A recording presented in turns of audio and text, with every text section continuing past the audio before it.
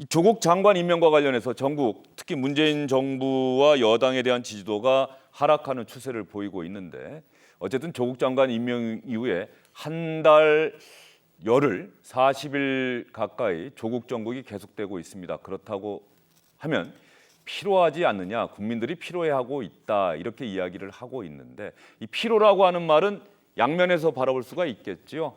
조국 정국 놓고 강력한 투쟁을 벌이고 있는 보수 야당들이 너무 오랫동안 투쟁 방식을 계속 같은 방식으로 하고 있는 것 아니냐는 이런 피로증일 수도 있고, 또 조국 장관이 이런 투쟁 또 반대 여론에도 불구하고 계속해서 장관직을 수행하고 있는 것, 이런 현 상황에 대한 피로증, 이렇게 볼 수도 있겠는데요. 어쨌든 오늘도 조국 피로증이라는 말이 정치인의 입에서 나왔습니다.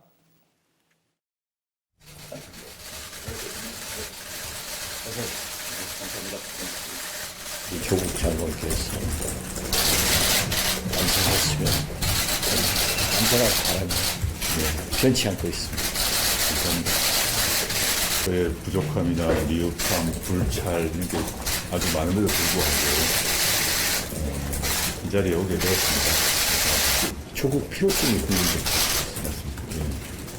또 문심을 절대 무시해서는 안 됩니다.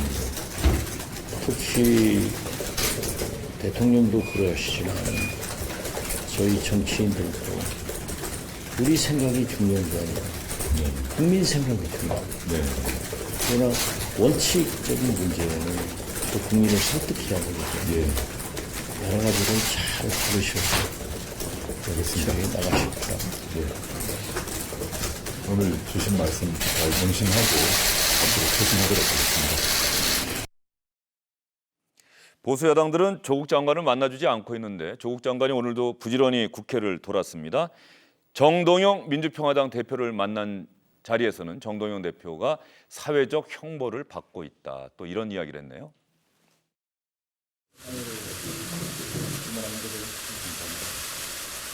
정신적으로, 육체적으로 힘드실 것 같고, 도덕적, 법률적 책임 문제와는 별개로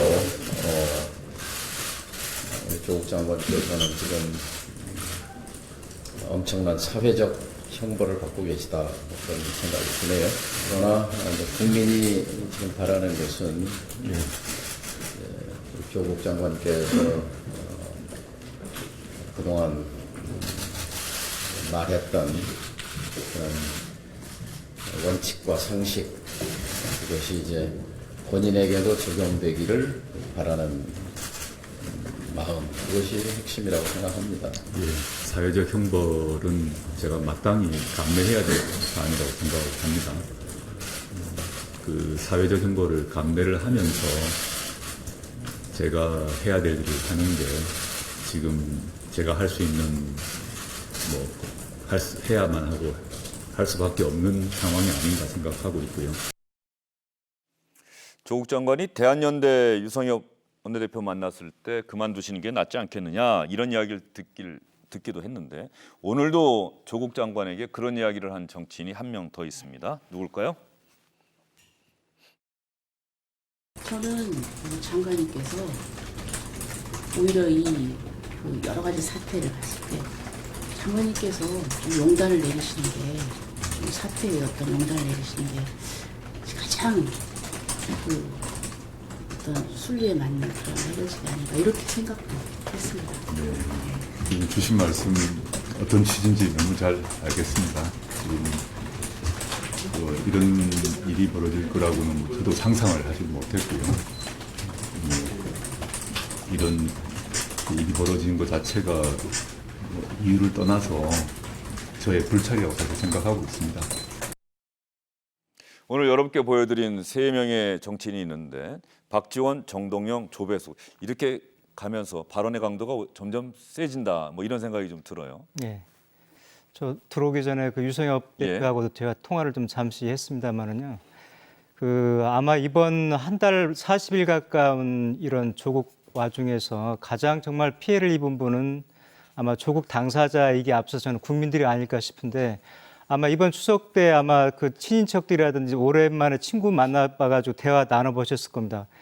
조국 주제를 올리기가 굉장히 민감합니다. 왜 그러냐면은 생각하는 바가 너무 다르고 너무나 양 진영으로 갈려 있기 때문에 이게 자칫하면은 친구끼리도 싸우게 되고 저도 단톡방을 여러 개를 운영을 하는데 조국 얘기 나오면은 어떤 사람이 어떤 의견을 표시하면은 안 맞으면 탈퇴를 요즘 많이 하거든요. 그래서 이렇게 조국 사태가 가장 큰 문제는 저는 우리 한국 사회가 어떤 양 진영으로 갈려가지고 한 달 넘게 지금 이거 말고라도 해야 될 일이 얼마나 많습니까? 지금 남북 문제도 그렇고요. 어제도 그 박용만 그 상공회의소 회장이 전국 상공회의소 회장단 회의에서 우리 경제만 버려진 느낌이다 그러는데 경제가 굉장히 안 버려진 자식 좋거든요. 같은 느낌이다. 예, 버려진 자식 예. 같은. 경제 성장률도 애초에 3%를 전망했지만 지금 1%까지 우려를 해야 될 정도로 지금 급전직하고요. 우리 국민들은 실제 먹고 사는 문제를 좀 정부가 해결해 줬으면 하는 바람이 좀 없지 않아 있거든요. 그런데 그런 부분에 대해서 우리 정치권이 너무 외면하고 있다. 그런 점에서 볼 때 저는 어쨌든 우리가 3법에 근거해 있는데 입법부는 입법부로서 지금 그 국정 인사청문회를 한 거 아닙니까? 예. 그다음에 행정부 수장으로서 대통령은 인사권을 행사를 한 것이고요. 그다음에 사법부는 검찰로서 지금 이제 수사를 진행 중에 있으니까 검찰의 수사 결과를 좀 지켜보고 우리가 좀 이제 냉정하게 이제는 좀 본연으로 돌아와서 생산적인 정치를 좀 할 때가 아닌가 싶은 좀 그런 바람이 좀 있습니다. 예. 추석 연휴 때 사실 사람들을 만나면 어떤 이야기를 하느냐, 조국 장관 임명과 관련해서 이런저런 의견을 듣지 않느냐 했는데 제가 그걸 몇 분한테 여쭤봤더니 이 보수 성향 패널 분들은 저는 찬성한다는 얘기는 들어본 적이 없습니다. 늘 이렇게 이야기를 하던데 김병민 교수는 어땠어요? 저는 주변에 젊은 사람들 만나봤을 때 상당히 많은 젊은 청년들 입장에서는 조국 장관에 대한 굉장히 불편한 속내를 비쳤던 사람들이 있고요. 반면 정치색이 좀 뚜렷한 특히 문재인 정부, 문재인 대통령의 성공을 바라고 있는 지지층들을 만나봤을 때는 조국 장관에 대한 문제가 이게 조국 장관 혼자만의 문제가 아니라 대한민국 기득권들이 가져왔던 문제인데 무엇이 문제이냐 이렇게 얘기하시는 분들도 적지가 않았던 것 같습니다. 그게 추석 때까지 일이고요. 앞서 말씀드린 것처럼 추석이 끝나고 새로운 이슈가 쏟아지고 나왔을 때 지금 상황에서는 또 어떤 방식으로 입장이 변했을까라는 생각이 들게 되는데 젊은 청년들이 분노했던 얘기 딱 한마디만 드리면 그동안 조국 장관은 사실 굉장히 많은 이야기를 쏟아왔고 문재인 정부는 그 어떤 정부보다도 촛불 정신을 바탕으로 공정과 정의의 기준을 세우겠다고 얘기했던 정부지 않습니까? 그런데 지금까지 드러나 있는 수많은 의혹과 문제에도 불구하고 조국 장관이 떳떳하게 법무부 장관직을 수행해 나간다면 도대체 어떤 기준으로 대한민국의 도덕적 잣대를 지키며 살아야 될지 모르겠다라고 혼란에 빠진 국민들이 적지 않았습니다. 그래서 이 모든 문제를 블랙홀처럼 다 빨아들이고 있다라고 사실 민주당의 이 원내대표는 얘기를 하기도 했는데요. 모두가 제자리를 돌아가기 위해서는 그 시발점은 결국은 조국 장관부터 제자리를 찾는 것이 아닌가라는 생각이 듭니다. 예, 조국 장관이 제자리를 찾는 것, 김병민 교수가 좀 은유적으로 얘기하신 것 같아요. 그게 뭡니까? 이인영 원내대표 그런 얘기를 했습니다. 조국 장관이 모든 국정 현안을 다 블랙홀처럼 빨아들이고 있다. 방금 전에 말씀하셨던 경제의 위기, 민생의 위기, 그리고 이 외교의 위기 이런 것들을 극복하기 위해서 국회도 정치도 모두가 제자리를 돌아갈 필요가 있다고 이인영 원내대표가 얘기를 하더라고요. 저는 굉장히 온당한 얘기라고 생각이 들었습니다.